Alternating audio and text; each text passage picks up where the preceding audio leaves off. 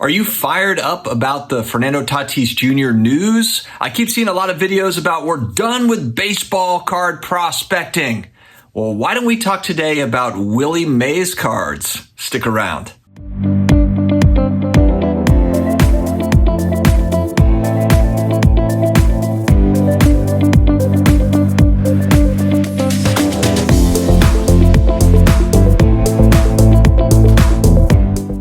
Hello to all my sports card collectors, investors, all of my collectibles friends. It is another day. It is another card video. I hope everyone has had a great day so far. If you're new here, you're looking for sports card content really on a daily basis, collectible stuff. We'll mix in the finance stuff. We'll throw in some 80s, 90s nostalgia clips every once in a while.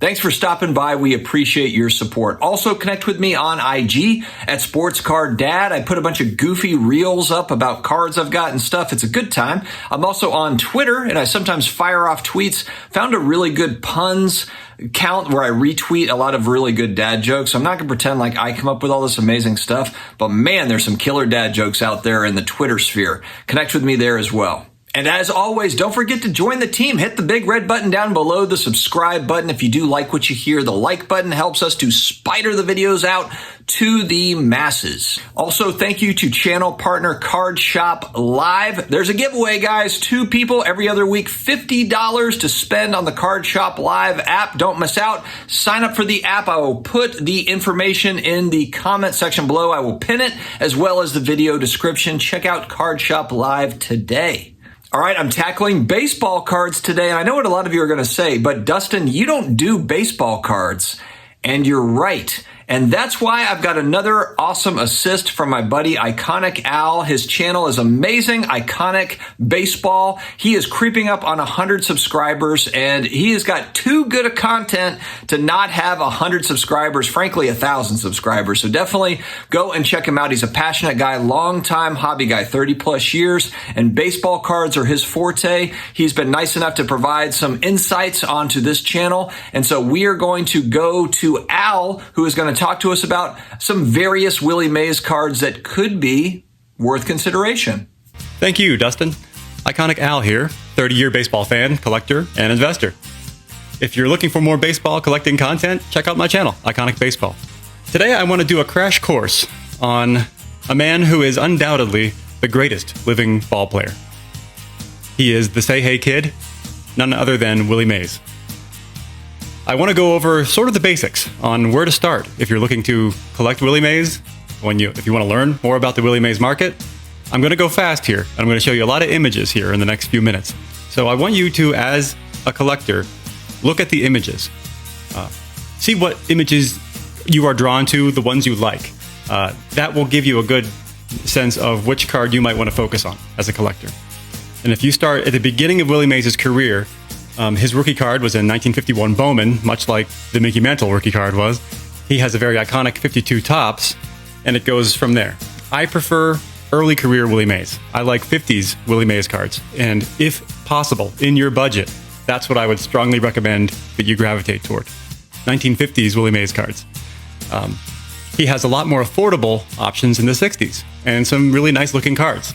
So I'll run through those as well. I'm going to look mostly at PSA 3s and 5s because those are kind of offer a good variety of price points for most collectors.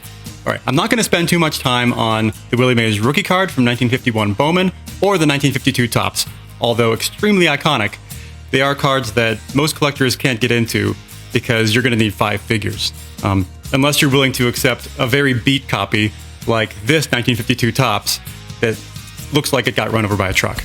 That card went for $2,000 recently. So that gives you an idea that even in a very beat condition, an iconic card like that is still going to be a couple $1,000s. All right, now if we move on to 1953, I think that's really where the value starts to emerge.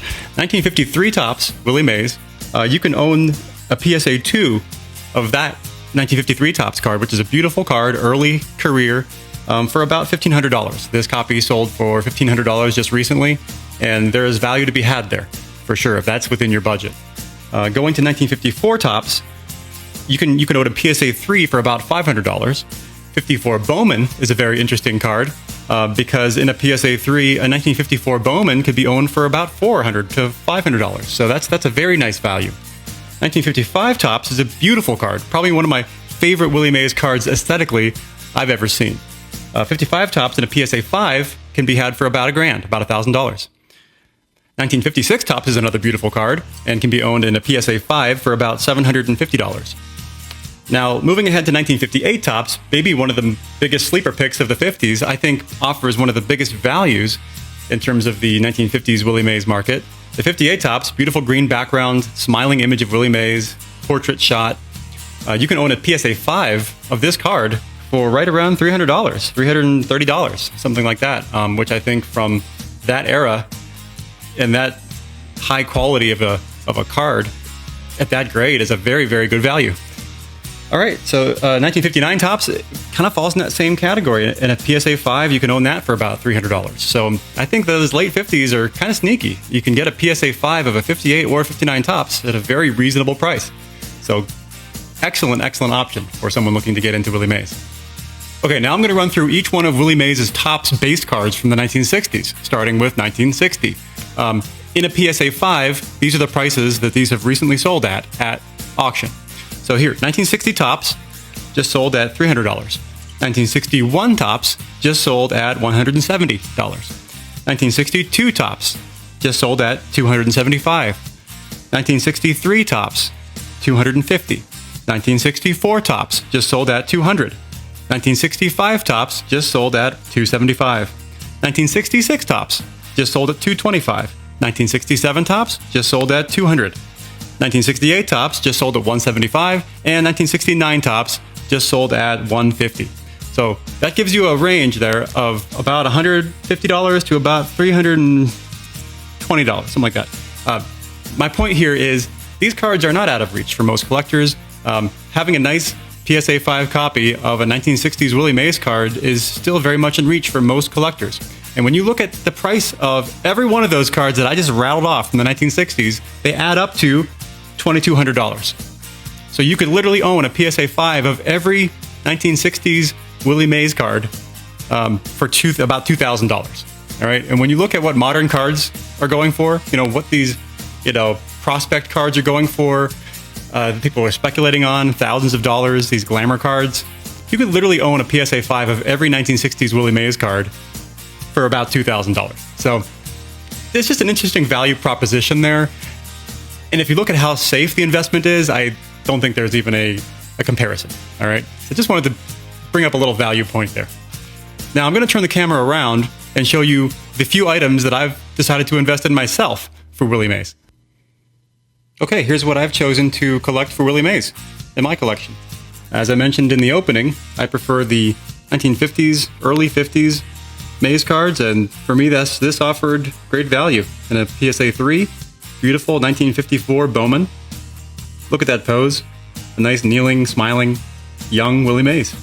And just a beautiful card. Nice synopsis of Mays' early career on the back. I mean, it doesn't get much better to me than this era of baseball cards. So very happy to own that. One of the lowest priced Mays items that I think people are sleeping on is this card. 2001 Legendary Lumber. It actually has a game-used bat relic in it. I mean, this is early 2000s when they actually put real relics in the card. And it says on the back, that's from a bat used in an actual Major League game by Willie Mays. So, I mean, these go for $20 to $30. I don't know why or how they're still this cheap, but I had to pick one up when I saw one for, I think, $25. I was like, okay, of course I'll buy that. So, Legendary Lumber, 2001 Legendary Lumber. Now, this is a really beautiful card. Autograph, 1995 Upper Deck with the Upper Deck hologram. Beautiful pose with that Sharpie signature on the front. I think it's one of his nicest on-card autographs in the hobby. Generally available between $400, $500, somewhere in there. So pretty good value, I think. And then, of course, you gotta have a Willie Mays signed baseball. One of those must-have items. This one's been certified through Beckett.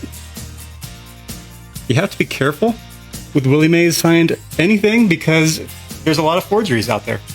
Be very careful with anything that has the Say Hey hologram on it, because many of those are not genuine, so be very wary of anything that has the Say Hey hologram on it. He also has changed his autograph over the years. For example, this one, slightly different shape for the W. So there is some variation there. So just because this one's certified through Beckett, just because it looks different doesn't mean it's fake, but you do have to be careful. All right, well, that's my take on Willie Mays. Now is the right time. The elephant in the room, the man is 91 years old, and he is the greatest living ball player. So if you don't have Willie Mays, I can't recommend it more. Okay? Thank you, Dustin, again, and check out my channel, Iconic Baseball, for more of this kind of content. Keep collecting and stay iconic.